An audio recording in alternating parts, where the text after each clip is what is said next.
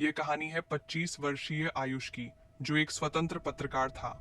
उसे अक्सर अलग अलग जगहों पर जाकर अनसुलझे मामलों पर रिपोर्टिंग करनी होती थी। एक दिन उसे एक रहस्यमयी चिट्ठी मिली। यदि सच्चाई से डरते नहीं हो तो इस चंद्र अमावस्या की रात सुलगांव आना। यहाँ की हवेली तुम्हारा इंतजार कर रही है। चिट्ठी पर कोई नाम नहीं था, लेकिन उसमें लिखी भाषा और खासकर हवेली तुम्हारा इंतजार कर रही है, इसने आयुष को बेचैन कर दिया। उसका खोजी स्वभाव जाग उठा। अगले ही दिन वो अपने कैमरे, रिकॉर्डर और नोटबुक के साथ सुलगांव की ओर रवाना हो गया। सुलगांव की छाया सुलगांव उत्तर भारत के एक दुर्गम पहाड़ी क्षेत्र में बसा था। गांव तक पहुंचने का रास्ता जर्जर और सुनसान था।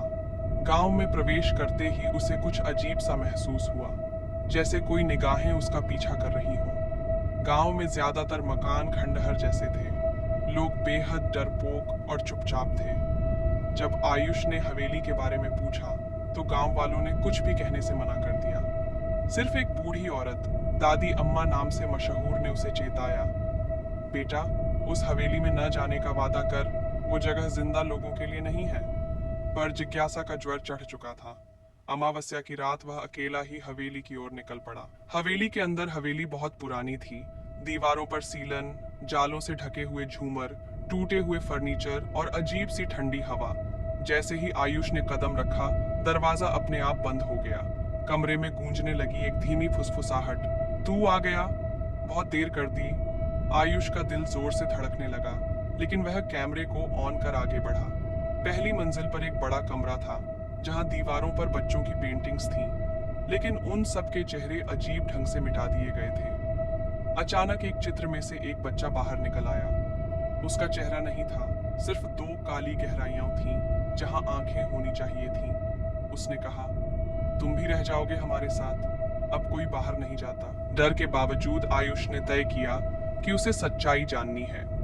हवेली में उसे एक पुरानी डायरी मिली, जिस पर नाम लिखा था रघुवीर सिंह ठाकुर। डायरी में लिखा था, सन 1952 में मैंने अपने गरीब नौकरों के बच्चों पर क्रूर प्रयोग किए। उन्हें बंद कमरों में भूखा रखा, अंधेरे में कैद किया। मैंने सोचा था कि यह विज्ञान की सेवा है, लेकिन मैं राक्षस बन गया। एक दिन सभी बच्चों की आत्माएं मुझे निगल गईं। अब मैं भी इस हवेली में बंद हूं।